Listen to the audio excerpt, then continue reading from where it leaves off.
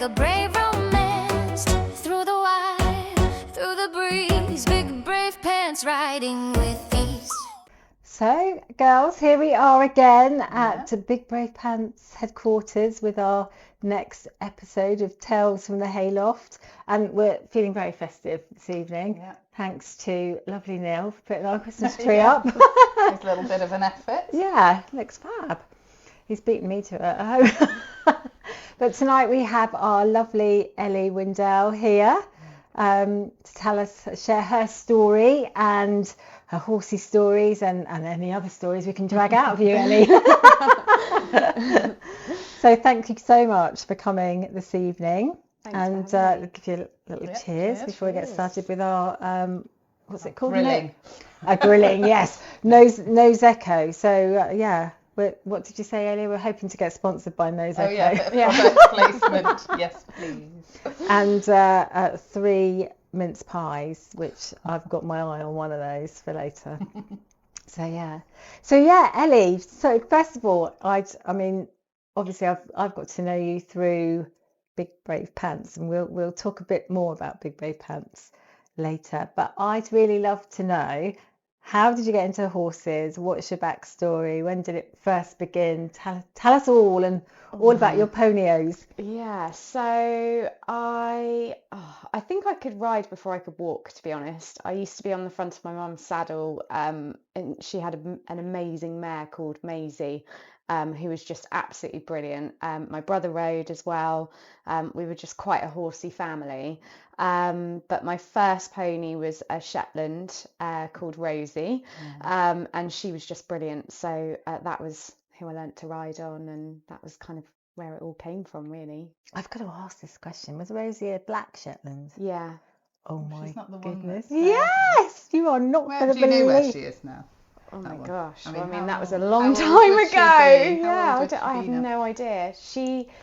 I think we sold her to a family in Bremer, actually. That's because we were based Alderbury way, so sort of Wiltshire way, but I don't know where she went after that. I mean, it could be a complete coincidence, but we've talked in a previous podcast, my daughter Millie, and she started riding because we went to Moores Valley, and they had the ponies there to ride, and her very first ride was on a little black Shetland called Rosie. No way. Yeah. Wow. Maybe. And then later on, years down the line, when we bought Cody, and we moved to Claire's place at Fox Hills at West Wellow, she had a little black Shetland. She was quite old at this point, sort of late 20s, little black Shetland called Rosie, which happened to be the one that was at Burwood. And now I'm thinking, oh my goodness, maybe it was the same Rosie. How weird would that be? I mean, that would be, that What would a be magical. legend. Yeah. What a legend.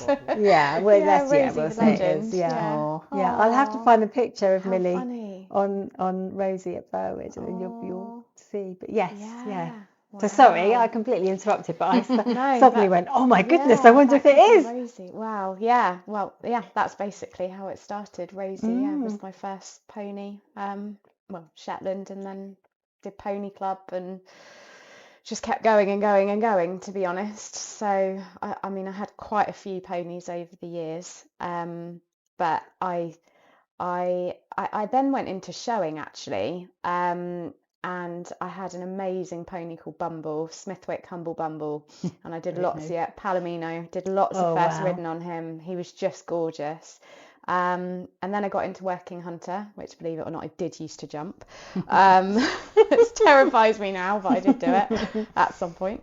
And then I was at a competition, I think, and somebody had mentioned Under 21s UK, which was a sort of a group, and I went up there on a wild card and then started doing dressage, and that was how I got into dressage. So what age were you then? 12.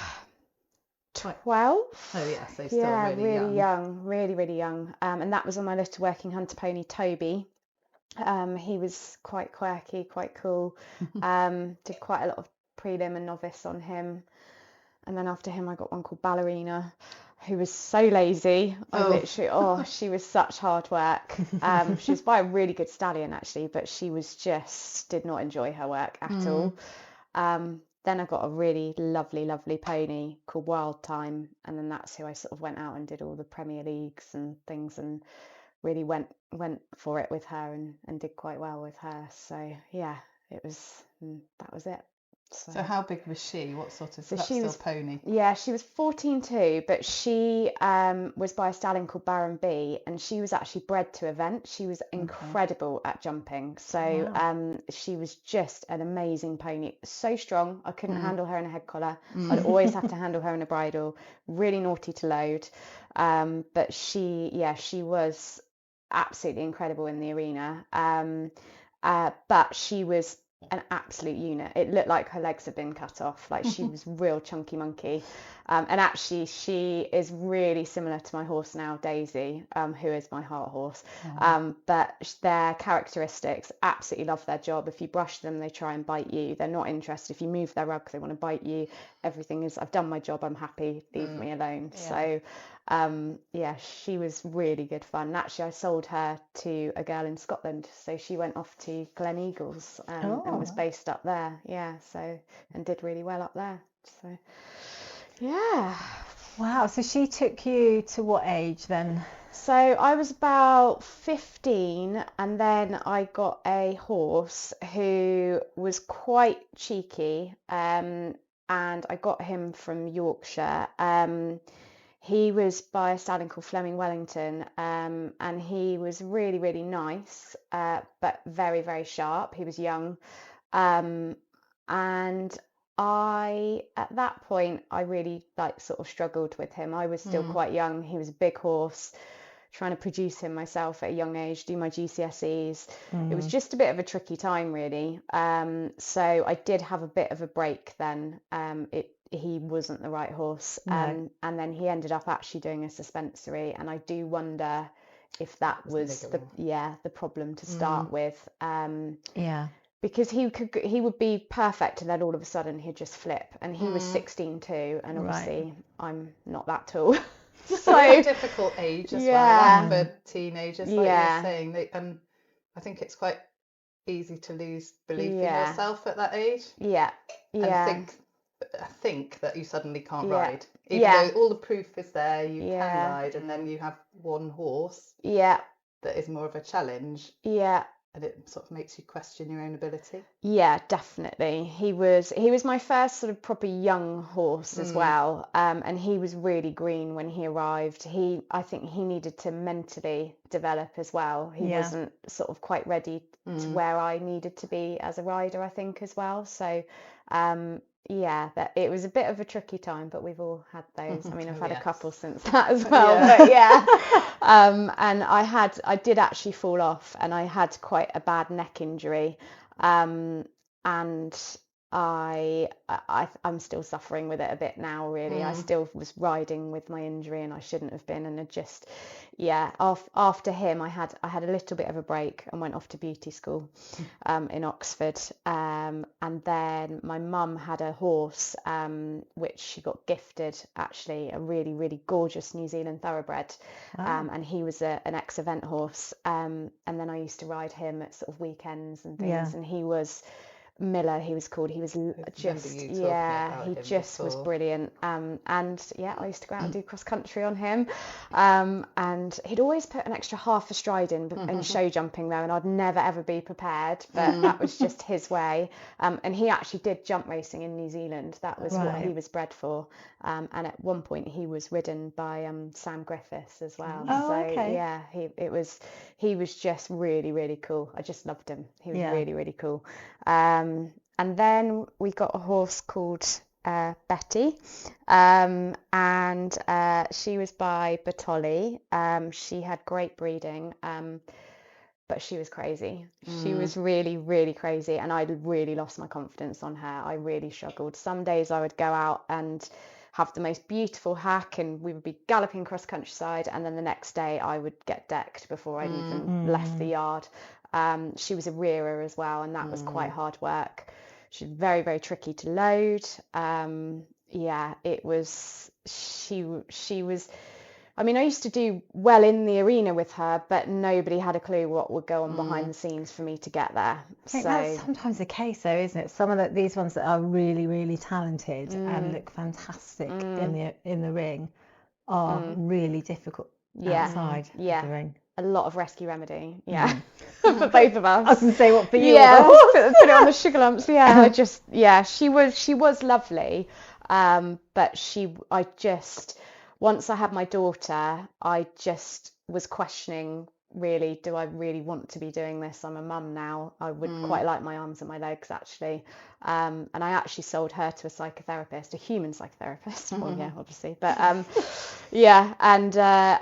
don't know where she is now. I don't know what she's doing. But this lady came to try her. I had a lot of people come and try her when I put her up for sale. And this lady got on her, and I was like, yeah, I'm happy with that. Some people got on her, and I politely asked them to get off her because I knew that she wouldn't put up with it. But yeah, so I don't know where she is. And then again, once I obviously Indy, my daughter was quite young, and I had a bit of a break, and then I started riding Otis. I just put an advert, didn't I, looking for a sharer for him. Okay, so is that how you guys got to know each other? Oh, brilliant. Otis was got me back probably into a lot less good than you're used to with all your very high quality ones, because he was an out and out cross country horse and not very supple, willing dressage horse, really. Although I did do some dressage on him. He did do elementary, but you wouldn't know that, I don't think. I think with Otis, for me, he just really got my confidence back. Like I understood him with his quirks, when to handle, and I respected that. But also, I could go out for hours and hack on my own, and that, like, to be able to, I couldn't do that with Betty, and that's what I missed. And I knew that you wouldn't have let me get on something, because I made it quite clear, I think, at the beginning, I wasn't very confident at all. And he just, I remember, like, I think I've got videos of me on him, and it is pouring down with rain, and off we are in the middle of the New Forest on our own, and he just, traffic, everything. I mean, you can't put a price on that. He did quite a lot of endurance with me, but also, I mean, Samuel had him and rode him as a teenager, and he was fine. I'd let him just disappear on him, and I wouldn't worry. He is a kind of reliable like that, but like you say, he's got some funny little quirks on the ground. Probably a bit like you're describing Daisy, like, don't touch me. You're too close to me now. Back you're within off. a metre, go away. But I think you just have to respect that, don't you? So so I started riding Otis, absolutely loved it, and then I got in contact with Jodie Phillips, who used to be Jodie Lister, and back in the day used to train me, so she's known me from a really young age. And I said, could I have some lessons on her amazing Daff? So over 17 hands, warm blood, just incredible horse, just a gentle giant. And then that got me back into dressage. And found here Daisy. I am. And found me hers? Daisy, because Jodie bred Daisy, and gave me an incredible opportunity to buy her, which is, I'm just so lucky. And I've had Daisy 2 years now. And how old is Daisy? I can't remember. She's 16. She's not done much. Like, when I got her, she hadn't been out for a really, really long time. And she sort of, I think I had her, was it 4 weeks, maybe 6 weeks, 4 weeks, I can't even remember, and decided to take her to a riding club competition, and just that was it. And we haven't looked, well, apart from her injury, we haven't looked back. That's a whole nother story. So but she's pretty low mileage for her age, which I'm forever grateful for, and she lives a pretty hardy life on the farm as well. So she's not your normal pampered dressage horse, is she, from that she's point of not. view? No. What is her breeding? So she's a Dutch warm blood, and she's by a stallion called Johnson. And Johnson's got a really good reputation for sort of good manners, good mentality, and she's definitely got that I did meet her mum. Her mum sadly passed away now, but Jodie's horse Lisa, who was actually bright chestnut, but she was really, really lovely horse as well. But yeah, and Daisy looks just like her dad actually. Well, she's got her mum's head, but the colouring is Johnson colouring. So yeah. Oh, And then lovely. you've also got Perry. Oh yeah. And 2 other little Perry lookalikes now. I've got 5 at the minute, but 4.5 because I've got a mini Shetland who doesn't really count as a whole. So I have a 5. Well, yeah, Perry's 5 now. A 5-year-old New Forest pony by Sway Scrumpy Jack. I got him from 9 months straight off the forest, and sort of have done everything myself with him at the farm, and he's been fantastic, absolutely incredible. He's a real chunky monkey old school forester, and Indy, my daughter, only being 9, who is also quite petite, goes off and rides him and does an incredible job. So yeah, he's pretty cool. Always happy, that pony, whatever you do. I mean, he's cheeky, don't get me wrong. Sometimes I just let go of the lead rope and let him take himself in the stable. Never do that with Indy, but always does it with me. And then I have the mini Shetland Reno, who somebody owed my husband money for hay. He went to go and collect their hay money and came back with a mini Shetland and no money. That happened with a kitten as well. We ended up having a kitten. I was like, these things are going to cost us money, but okay. But yeah, we've had Reno. I mean, Indy was 6 months old when we got Reno, the mini Shetland, and he's just incredible. He never has a head collar on. You whistle and he follows you. He's literally like a dog. It's absolutely brilliant. And then I've got 2 foals who are also by Sway Scrumpy Jack, that I got off the forest, and have just weaned, I think about a week ago now. Yeah. Quite busy. Yes. Yeah, I didn't mean to have that. And how many jobs that you? Oh yeah, so many jobs. Yeah, quite a few jobs. Yeah, we've got the farm, so we're tenant farmers on the Broadlands estate. So we've got we've actually just sold a few cows, but we had about 130 cattle, beef cattle, and we've got just over 900 acres that we farm as well. Land, Yeah. Well, we started with 200, and then it's increased. We've been there hang on, Indy's 9, so probably been there about 7 years, I think now. Maybe longer actually, I don't know. But yeah, been there quite a while. Did Nick farm before that? Yeah, he was a contract farmer. Where we live used to be the family farm, but it's not anymore. But and then he got into contract farming. He put in a tender at Broadlands when it became available, and came home and said, I've got it. And it was, oh, okay, what do we do now? So that was, it was, I mean, it was a lot when we took it on. You know, we've worked really, really hard to get it to where it has now. I mean, particularly him, obviously I just do the admin side of it and help with the cows every so often, but not too much. The horses are my thing, the cows are his thing. So team effort though, isn't it? Sure. Even with Indy, Christmas Day, Boxing Day, New Year's Day, every Saturday, Sunday, she's down there with us, helping us do what she can, whether it is the horses or whether it's the cattle. But she must love that, really. I think she does, but I also think she doesn't know any different. I have major mum guilt and think, last Sunday she didn't get out of her jammies all day. We brought the dog down the farm. We were doing the cows. She's still in her jammies, and I think, that is a lovely life. Yeah. But I do sometimes feel for her a little bit. But I think that's the same for all of us, though. And I always think, well, you give your children what the childhood that you think is nice and that you can provide, but actually they're all, they all grow up to be adults, and then they can make their own choices, can't they? Yeah. Although she thinks she wants to be a vet. Wow. Oh, does she? She wants to be a vet. So I was like, okay, that's fine. We could do with one of those in the family. So well, you've got one now, so there you go. Yeah. You mentioned about your mum with the horse earlier. Were your family into farming as well, or no? Not at all. No. No. My mum was not. Her parents were not horsey at all. I think she brought a pony and kept it in an allotment. I feel like that's a story somewhere along the lines. I don't think her dad knew. I think I don't know where her love for horses came from, to be honest. I don't know if it's just a childhood dream and then it, became a reality.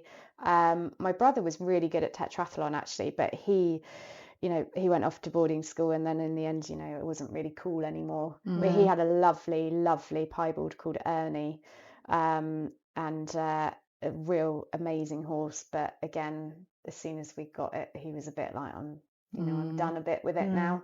I think my dad rode a little bit like when him and my mum were together, but I don't think, no, he's not very. No. I mean, he said to me the other day, I'm more than happy to help with the horses whenever you want them. It's okay, thanks, Dad, but yeah, it's okay. So he said, I don't think I'd want to ride. I'm like, no, that won't be an option. But yeah, so I don't really know. It's kind of stuck with me. I think I'm the one. Indy does love the horses, but I think she doesn't wake up every day and say, I want to go riding. No. So it's like, she's very lucky to have them, but she could take it or leave it. Yeah, but sometimes when it's there, she almost doesn't need to say that because she knows she can if she wants to. Definitely. Yeah. Difficult, because I didn't have horses growing up, so I think I definitely always wanted a horse and have never had a break or not done it. But it'd be interesting to see if Peggy's the same when adult life takes over and jobs and things, whether she stops. I mean, Millie does ride, doesn't she? But no, she does. She's the same level at the moment. I mean, Cody is 19, he'll be 20 next year, and so she's sort of stepped right back, obviously, from eventing, because she evented him up to 3-star level. Wow. But yeah, she's sort of step right back with that because of his age. And also I think it's difficult, isn't it, because you've got one horse and she's always very like, I don't want to hurt him, I don't want him to get injured, and very conscious of that. And I think when you've got one, not all horses mean a lot to us, but when you've just got that one sort of heart horse and you're sort of, she's very protective of him, so she just sort of keeps him going now. And he's an amazing cross-country machine, absolutely amazing. And he'll do dressage, but he doesn't really like it. Yeah. He's sort of going around the ring, you can see his mouth going, and I can always imagine him going, I really don't like this, as he's going around. So I think she might like to do some arena eventing and maybe just some cross-country just to enjoy it, you know. Yeah. So, and in answer to your sort of question, her and her partner have just bought a house as well, and you know, it's sort of life moves on, doesn't it? Yeah, definitely. So what other jobs have you got then? I do. We've got a ground care company where we do lots of seeding on new home sites. So that's sort of slightly different, but also falls in line with the farming kind of background with obviously seeding and things. And then I set up a skincare brand in February this year. So, yes, it's called Indie Bee because my daughter's called India Beatrice, but we call her Indie Bee for short, and I just really love the name. And it's one of my like mad crazy moments where I think, right, I'm going to do this now, and then I do it, and now I've done it. But it must be a huge amount of work to get that off the ground, because it's a great idea, isn't it? But I wouldn't have a clue where to start. No, I mean my background originally is beauty. I mean, originally I wanted to do horses. When I was 16, I wanted to go to Germany and do dressage, but where I'd had injuries and obviously horses weren't quite right, it didn't really happen. And I ended up going to the Oxford International College of Beauty, which is a beauty school obviously in Oxford. Makes me want to burst into song when you say that beauty school. Do you know which one I mean? Beauty school dropout, we didn't have a pink uniform. If anyone watched Miranda, no, wow, Mum and her burst into song all the time, and I'm a bit like that. Anyway, it's fine. I'm not theme tune. Oh no, got me. Yeah. It was actually really strict.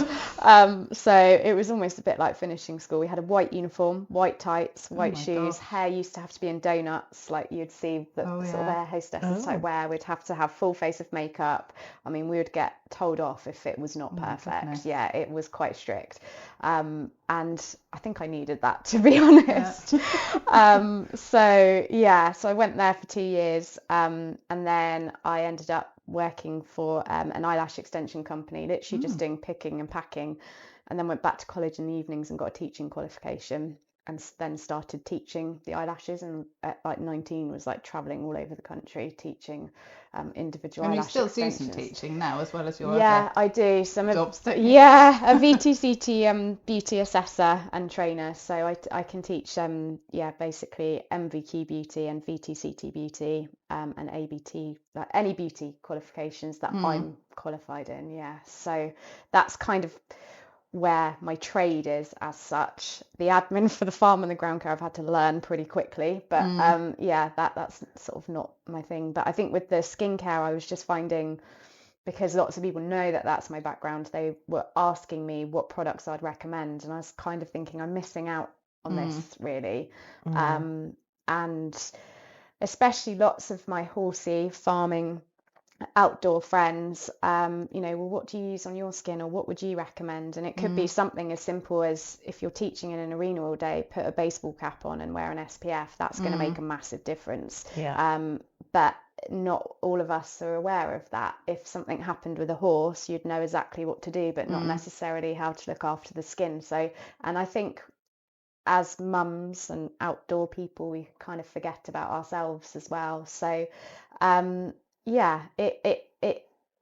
didn't keep it a secret, but I kind of had it in the pipeline for quite a while, and then thought, I'm just going to do it, and I did it, and that's sort of where I am, and it's kind of grown. I've got a really great manufacturer in Manchester that I work with, and they are just fantastic. And do you kind of give them an idea of what sort of products you want to develop, and then they give you samples? Yeah, so I'm not like a science background, so any of the ingredients and things, that is all them. I basically came up with the fact that I wanted one of everything, because I think the problem we have in the beauty industry is the brands get so big, and then there tends to be so many different types of products, and it's overwhelming, and people are getting it wrong. Like, I'm teaching at a school at the minute, and they're year 11, and one of them was telling me she's been using retinol at the age of 15, which absolutely terrified me. And it was, I'd seen this brand and it's got really cool packaging, and I saw it on TikTok, and I was like, oh my goodness, can we just not use that product ever again, please? Like, you're 15. So and I think that's the problem, is we're not educated with it, but it's actually a massive industry now. And our kids, even Indy will say things to me about, there's a brand that her friends were talking about that's for kids, and I'm thinking, oh my gosh, you're 9. Like, they seem much I was more not interested. aware, because I'm useless at makeup, and I've always been useless at makeup, but the youngsters now have got video, like we didn't have YouTube videos and makeup on, did we? I can't even remember what Just 17 or some magazine. Yeah, it would be that, wouldn't it? You sort of copy it, wouldn't you? And I did eyeliner. That was about it when I was a teenager. And going into assembly, the home economics teacher just used to stand by the edge and go, eyeliner, girls. Eyeliner and leg warmers. That's the level of fashion that we were at. Yeah. Everyone tried to sneak the leg warmers on because it was the kids from Fame. That's how they were really cool. You probably missed that when you were a bit younger. But yeah, we were useless. So I used to have green eyeliner, and that was kind of it. Yeah. But I would say that Peggy has lovely skin washes. I didn't like. I used a flannel. Yeah. And my mum was like, soap and water in a flannel. It's like, now it'd be like, soap and water on your face. Really good at caring for their skin. Yeah. I'm definitely a bit late to the party on trying to care for my skin, but I do try now. Yeah. And I do like the products. Yeah. Thank you. Yeah. So that's how many products have you got in your range then? Oh my gosh, I actually don't even know. That's really bad, isn't it? I'm forever evolving new products. If it's up to a number that you can't remember offhand. I mean, I've got a couple of different lip balms now. I brought out a tinted lip balm in a lovely rose colour, and then I chose a coral colour. So I think I've got about 4 different lip balms now. But things that are more simple, like there's 1 cleanser, 1 day cream, 1 night cream, 1 eye cream, 1 serum, which is incredible. It's got hyaluronic acid in it, which is great for hydration. And a couple of different hand creams, different scents. So, but the core basics, I've wanted one of everything, just to try and make it quite a broad, easy for people to use, I guess, really. Yeah. So I think that's the key, isn't it? I've got some great friends of mine that are in the beauty industry, and it's simplicity, isn't it? Yeah, definitely. I don't know. I haven't got time in the morning to put 15 different products on my face. No. So if you've just got like one or two like hero products that you use, I think people are more likely to do that, aren't they? Than definitely. I mean, when it comes to it's the tinted SPF. Yeah. Is what you call it, isn't it? Yeah. That's been quite a game changer for me, because I normally would always put some sort of foundation on because my skin's sort of blotchy and horrible, like most people's probably. But actually, that's much more natural, isn't it? Yeah. And it does sort of even it out a bit. Yeah. And that's got sea buckthorn in it, which is really, really popular in Scandinavia. So it's basically got antioxidants in it, so but it also can repair the skin as well. So the tinted SPF smells incredible. It's really, really lovely, and it's colour adapting. So that's again something I wanted, because when people are almost scared to use something that's got a colour because they're never sure what colour suits them, so having something that again is going to fit everybody, and it genuinely does, it is great. So that has been really, really popular actually. The SPF 30. So I am actually really happy with that one, because that was quite a tricky one actually to try and find something that, because I'm quite fussy, even with things like the packaging and stuff. I get a bit like, well, I can see that, how can nobody else see that? But that's, I think, just me.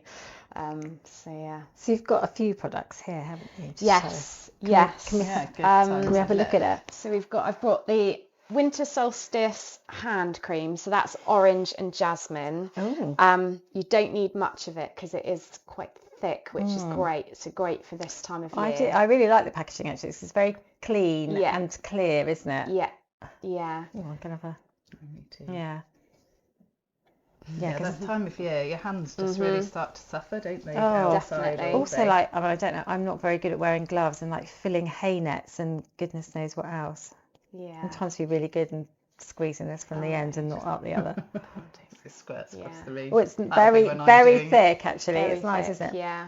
It smells lovely. It is lovely. I can't actually read it without my glasses on, which is terrible, isn't it? No. You can see the hand cream. It says hand cream. You're putting it in the right area. Yeah. And Jasmine, that's it. Yeah. That's lovely. It's gorgeous. And I've got a couple of lip balms. So these are really nice. So I've got the Coral Crush, which is obviously like a really nice a corally colour. The Rose Tint, and then this one is a peppermint lip balm. I did a reel the other day of riding Daisy and putting that on. Bless her. I think Daisy gets quite bored of it. Actually, so like out riding in this weather as well, it's just like the wind on your face. It's Oh, nice. So have you got this one on? No, I actually put peppermint on. Ah, did you? Yeah. Oh, wow. Yeah, they are really nice. Very nice. And then I've got a product that I haven't actually launched yet, so you are very, very lucky to be hearing about this. So this is a magnesium butter. So this is brilliant for outdoorsy horse riders who have a lot of aches and pains. This is actually something for us, not for the horses, which is a bit, okay. So magnesium has 1,000,001 different benefits. But it has a great benefits for things like sleeping, relieving any joint pain, any muscular tension. It can, some people say it can reduce sort of anxiety. It can have quite a calming effect.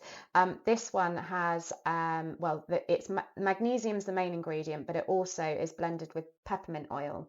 So when you apply it, it can give quite a cooling feeling, which again, if you're really tight and your muscles are tight, that it is really, really nice.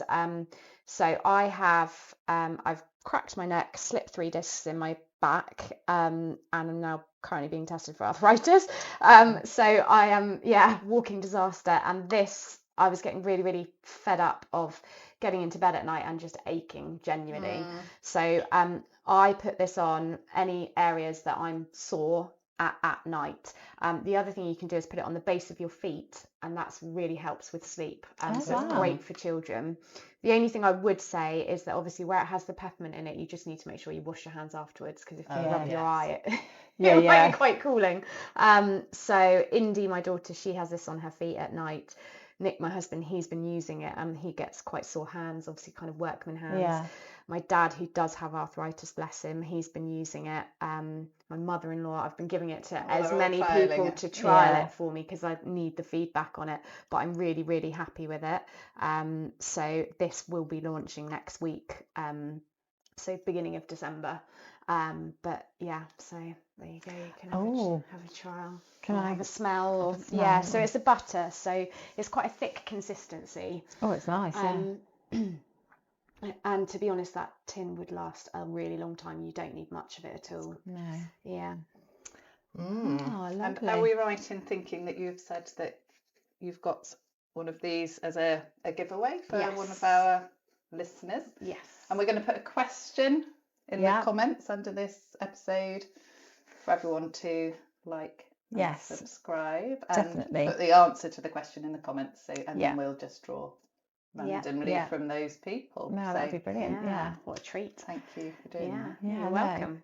And then over and above that, so as Becky says, we'll do all of that for the competition, but over and above that, where can people get this from? Is it direct from you? So I have a website which is www.indybskincare.com. So the magnesium butter is going to be available for sale in Romsey Saddlery as well at the beginning of December. Oh, okay, lovely. And then I have two sort of outlets. So there's a place called the Lodge Retreat, which is in Sheffield English, and they stock some Indie products, and then Rawston Farm Shop down in Dorset have also started stocking them as well. So but most people, if you have any questions, they can come direct to me on Facebook, Instagram, or the website, and then I can help and advise where I can.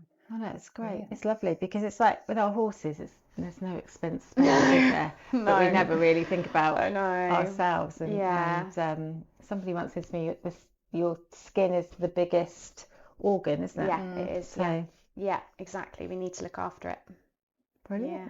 Thank you very much for that. So that's brilliant to be able to give that to people who are watching or listening to the podcast, whichever you do, watch or listen. But no, thank you for that. You're welcome. So moving back into horses. Yeah. One of your other jobs, of your many jobs, is teaching as well, isn't it? Yeah. You do some teaching. Yeah, just flat work. Obviously, I said I am not a jumper.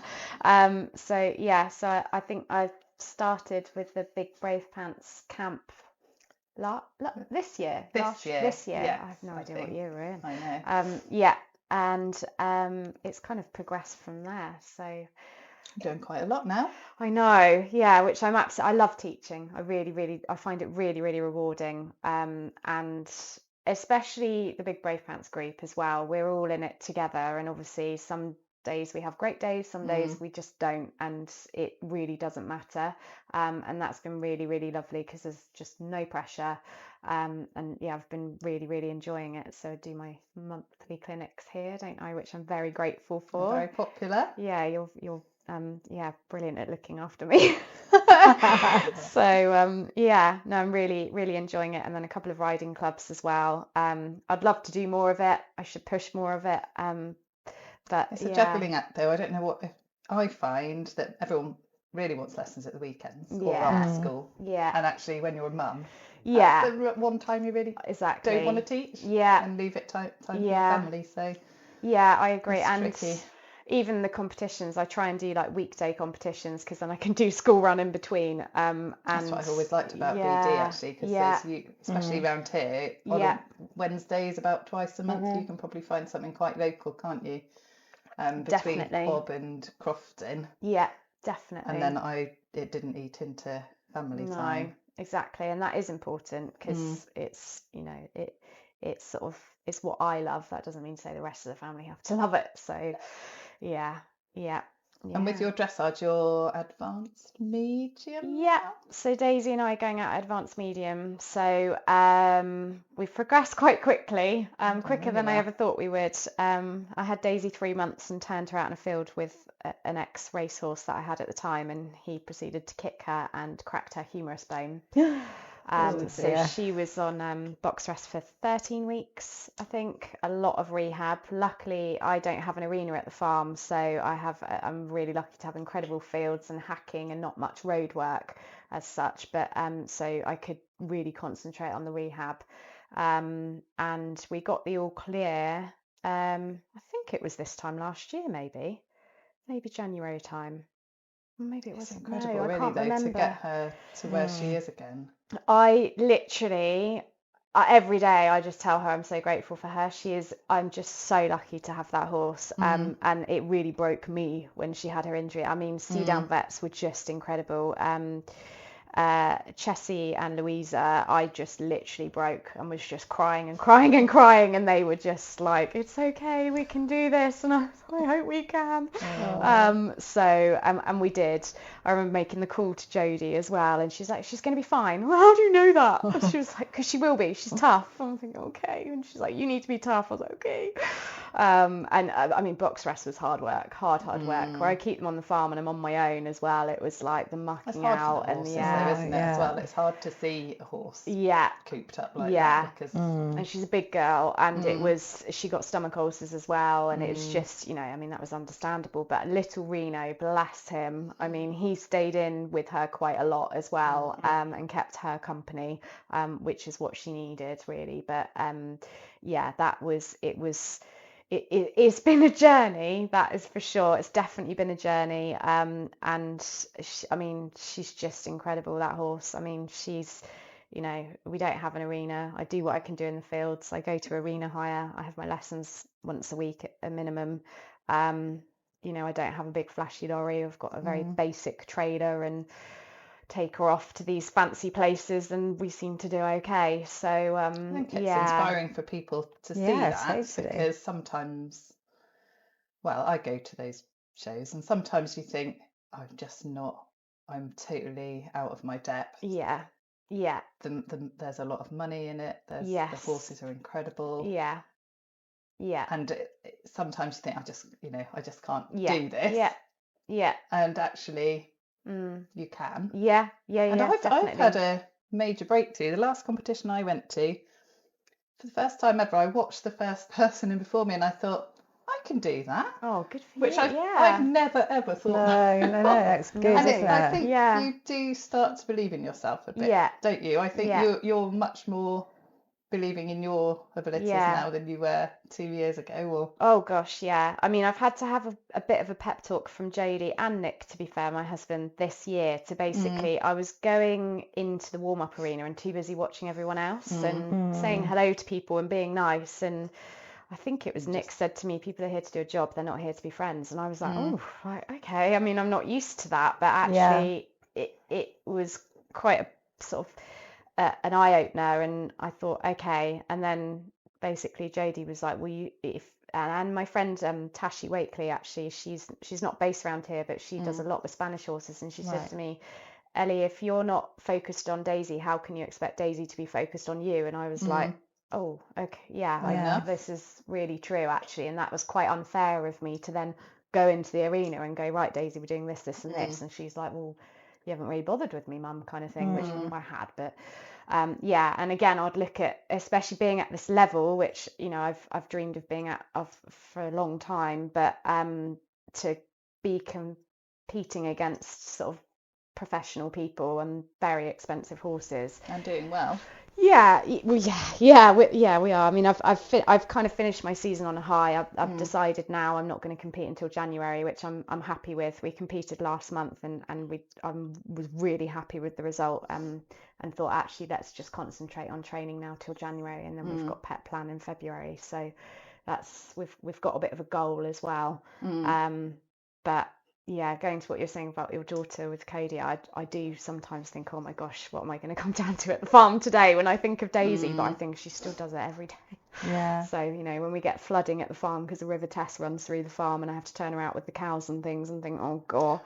But off she goes. She doesn't mind. The only thing she won't tolerate is the pig, but that's fine. Yeah, I don't blame her. The one thing. I mean, she started to be able to. I could get her past the field now, but she is on her tippy toes. So is that your goal?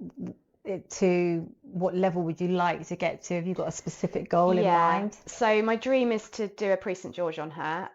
We're working towards our canter pirouettes at the minute, and again, I'm quite happy with them. I mean, I just admire these, you know, professionals. I've been trying to suss my tempi changes, but again, my legs aren't quick enough. I think they're so blooming short. I don't even know where they are. And I think it's, you know, she is a big girl. She's got a tendency to just drop as well. Like if you take she's a funny one, because if you take your leg off, she will just stop dead. But then other times she can be a bit sort of on her toe. She's in So I really need to practice on those. But yeah, the dream. So if I could get an advanced in sort of March, April time next year and get my qualification for Pre St George, I mean, I would. So I don't know about those high mystical levels. Yeah. So it goes advanced, medium, advanced. Yep. And then it will go Pre St George. But you have to qualify at that point. Yeah. So I believe you need to get over 63% in I'm sure it's 63%. I could be wrong. In an advanced to then be able to do a Pre St George. Yeah. Wow. Yeah. So and then it'll be tailcoat. So you can wear your tailcoat advanced. At advanced, yeah. I don't know where I was reading. Yeah. Someone had posted that. Yeah. Like, Yeah. So I mean that would be the dream if we can do it. So what's in the advanced level that you have to do that you're not doing at the moment? So you have to do. They don't call it a half pirouette. I can't remember what they actually call it, but it's working towards a half canter pirouette. Okay. And I think there's 3 tempi changes as well. I think it's just 3 threes across the diagonal. But apart from that, I don't think it's too much different. So I actually haven't ridden one on her yet, so I'll find out when I do it. Where did you get to when you were riding in your younger days? In my younger days, when I did like my Premier Leagues and stuff, it was pony level.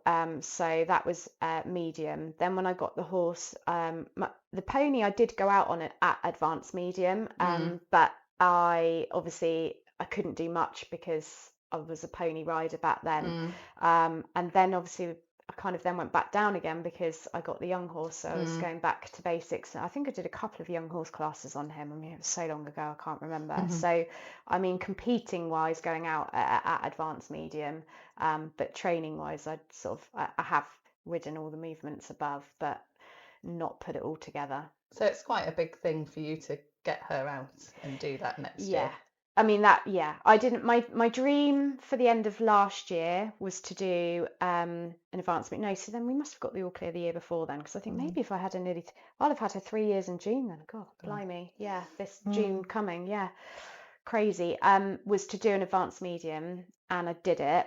And I was really surprised because we did good.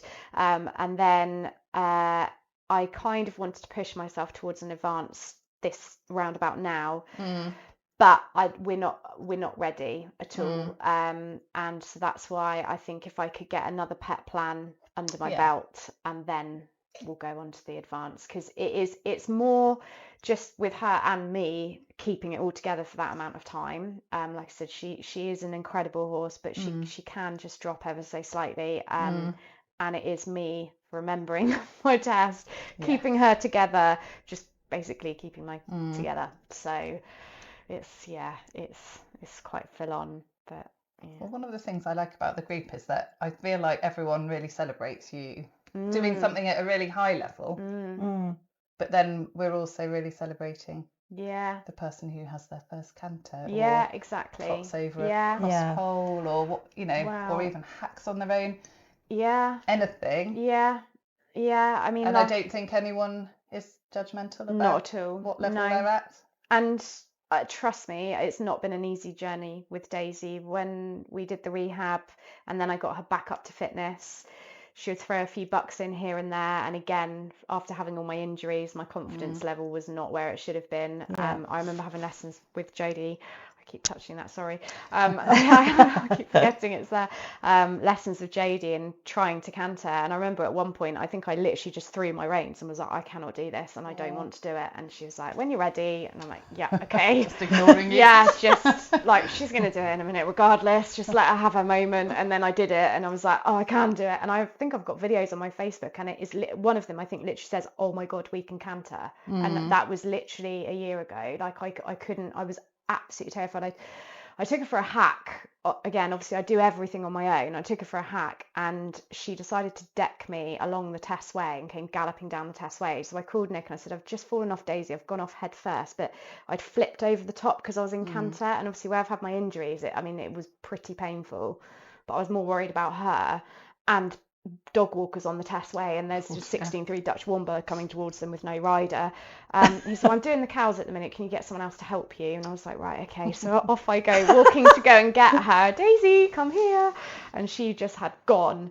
And again, that took me quite a while to get that confidence. I mean, it was typical. She actually had physio that morning at 8:30 in the morning, and I thought, oh, I'll go for a quick canter first, get that done, that's a job, and it really wasn't. And then when Alice the physio turned up, I said, oh, can you do me today and not her? Like, I was in so much pain. But I did decide to ride the next day, and I was like, right, I'm just going to keep trying and trying. But it was hard. And actually, she'd come into season, and again, because the first sort of 8 months of having her, she was obviously on box rest. I hadn't experienced any of that with her, and she's obviously out with a mini Shetland and a New Forest pony that are both boys, but she obviously can't control herself with them. So she decked me to go back to them, which was quite a surprise, really. It did, it has taken me although I've progressed quicker than I thought I ever would, I've had to really, really work hard, like really hard. And like I said, not having the arena at the farm and being on my own, and it hasn't been easy as much. So you've still got your pile of surface? I've still got my surface, which hasn't been put down yet. No, thank you. Yes, I know. I was like, just a lunge pen. Could we start with a lunge pen? That would be great. I'm kind of borrowing, stealing arenas where I can, really. I mean, she's a great traveller, thank goodness, and I'm getting quite good at towing now, so I've done enough of it. I find whatever you've got, they sometimes need something different, because we've got an arena, but it's 20 by 40, and the dressage test is 20 by 60, so we have to go and practice. You can't really practice those medium tests and above in those short arenas. There just isn't really room to get it all in, is there? Exactly. And then jumping, it's not big enough to jump. No. We spend a lot of time going to arena hires as well. But I'm glad we've got it for the basic flat work. But and I always say that if I win, I'll probably win the lottery a couple of times to get it. There's a big field next to us that Peggy and I spend a lot of time planning our amazing training facility that we're going to build. But pipe dreams really. But I know, it'd be lovely, wouldn't that? Yeah, definitely. That would be the dream one day when Indie Bee makes millions. Yeah, well, we laugh at these things, but I think that these small businesses do succeed, don't they? I know. Somebody did say to me, where do you put all of your stock? I said, in Indie's bedroom. They couldn't believe it. I said, but it's now got to the point where she's like, Mum, I want my room back. And I was like, I know. I've got these like IKEA storage and it's all stored nice and tidily, but I was like, I haven't got anywhere else to put it right now. And I was like, I'm actually growing out of that now. I need to find somewhere else. So that's quite exciting. But it's one of those stories that you hear, don't they? It started in your garage or something. That's an idea. That would be my next thing. Absolutely terrify me. Yeah.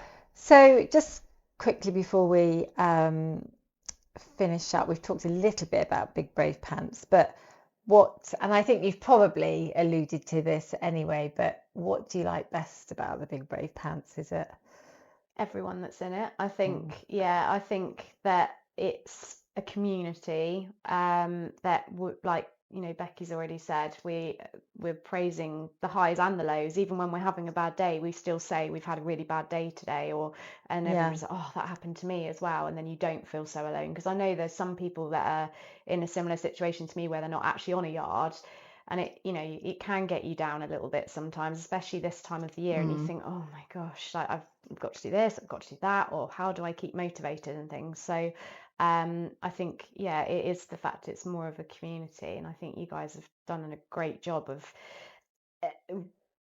picking every detail that you can to make sure everybody is getting the best out of it. I mean, the camp in the summer was just brilliant. I mean, everybody had such a great time. Yeah. Now you're doing this and getting just chatting to normal people, which is great, because then we're all going to get to know each other a bit more as well. And there's always something that you think, oh, I never knew that. So, yeah. And then you'll probably just, every time you're going to see me, think of Pink Ladies now. So and sausages, to be honest. Maybe that's a dress. You were known sausages. As that was something Ellie else I for did. quite a long time in our house, because you made the best sausages we've ever had. Oh, I know. Marmite We don't have any sausages, pigs. We've only got one pig now. Go back into the pigs. Into the sausage during business. Lockdown. I know. Everything. We love your sausage. I was like, yeah, okay, thanks. They were good. And that's the nicest. Oh, I know, exactly. God. Yeah, during lockdown. Throughout the land for your sausages. I think, yeah, that was good fun, but I think the pigs were a bit smelly. That was hard work. They make a mess, don't they, as well, I think. Yeah. Pigs of the land. And Not they that have I big know anything about litters farming, as but- well, with the calves, and they might have twins or something, or they have one calf, whereas the pigs have massive litters. I think our pig now, Penelope, she's amazing, but I think her smallest litter was 15. Wow. She's a big pig. So is Penelope Pig just a pet? Yeah, now? I couldn't let her go. When all the others went, she couldn't go. I just loved her too much. So she is literally she's at the foals, actually. The Scrumpy Jack foals are out with her. Well, that'll be great for bossing them. her about. They I won't know. care about They're pigs, so will they? bossy though. You'd expect her to be like, no, this is my food, but they just go and walk straight up to her and she runs away from them. I know. That'll be brilliant when you're out hacking them in carnage season. I know. You they don't have to hack on the forest with Daisy, luckily, if she doesn't like pigs. No, and obviously where she was based before, she did loads of forest hacking, and apparently her mum, Daisy's mum, absolutely loved pigs, but I don't know what I think it's the smell, isn't it? Some horses just don't like it. But yeah, I mean, she's just getting used to her a bit now, but like I said, she just walks on her tippy toes like, oh, mum. And then the Arctic trailers and tractors go flying past and haven't even noticed us, and she's just like, oh, okay, fine. So, yeah. Oh. So, thank you for that. That's brilliant. I mean, I think quite a few people have said about the community side of Big Brave Pants, which I think we're really, really proud of, aren't we? And proud of everybody in the group. Of the attitude towards our horses, because I think, especially at the moment with all the social license and the public perception of people with horses, it's really important to me to really appreciate horses and always think about where they're coming from, rather than saying they're being naughty or all the rest of it. And I think within our group, that's really a common theme with everybody. Yeah. They all absolutely love their horses and really want the best for their horses, and to understand how they can be the best owners. It doesn't matter if they can ride at any particular level. Yeah. And people often say to me in lessons, "Oh, he's wasted with me," or "She's wasted with me," and I'm like, no. If you're giving them a nice home, I don't think they care if they're going to the Olympics or not. No, they don't know any different. And so I'm really proud of that in our group, and I want to do more and more on that. Yeah, no, I agree, and I think it's really important, like you say, with everything that's going on or has gone on in the media, and I think it's important that we get that sort of message out there, because we do absolutely adore our horses, don't we? And spend so much time, energy, effort making sure that they're having the best life that they possibly can. So I agree. Yeah.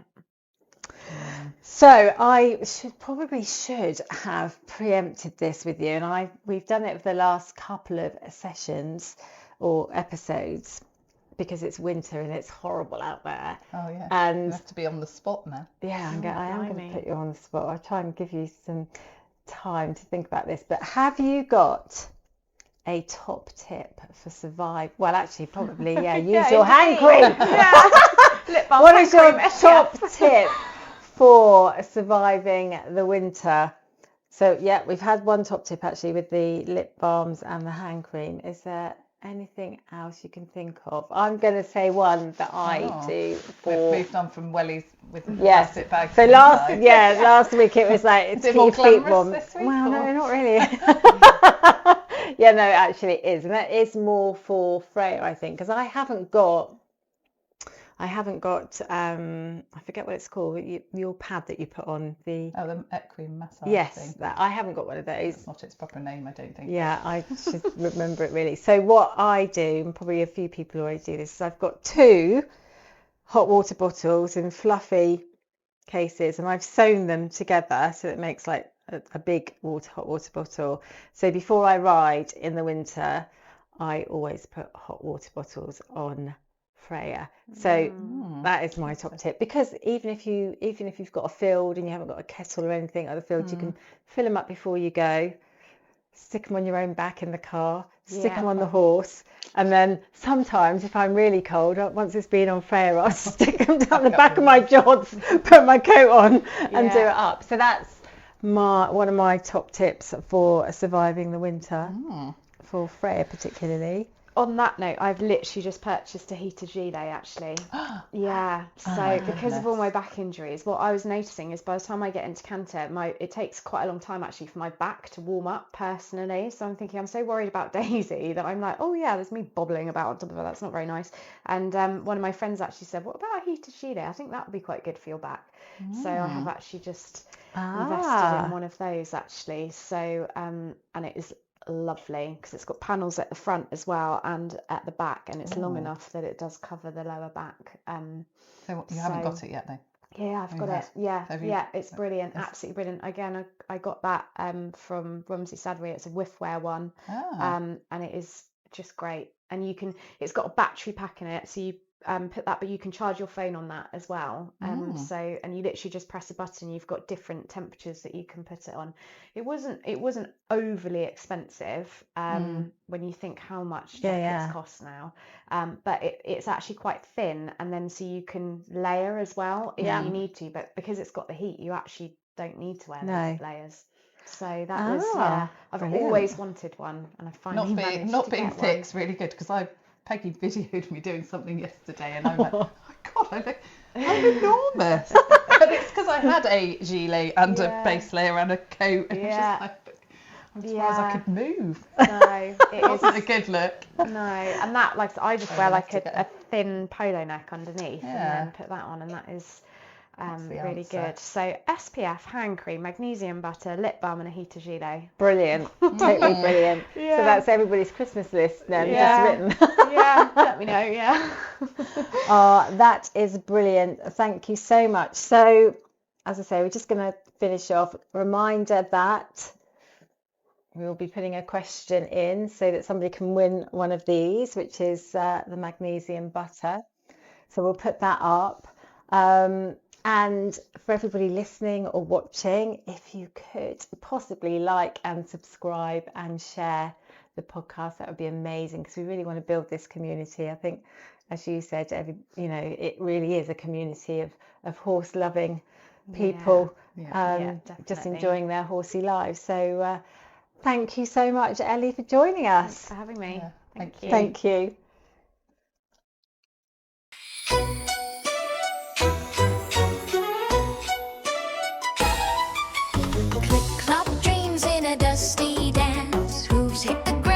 A brave romance through the wire, through the breeze. Big brave pants riding with ease. Big brave pants trot to the beat. Step by step, it's a rhythmic feat. Brave and bold, no second glance. Saddle up tight in your big brave pants. Gallop through fields, let the rhythm sway. Every hoofbeat says we'll find our way. Tick tock, clip clop, onward we prance. Living the dream in big brave pants.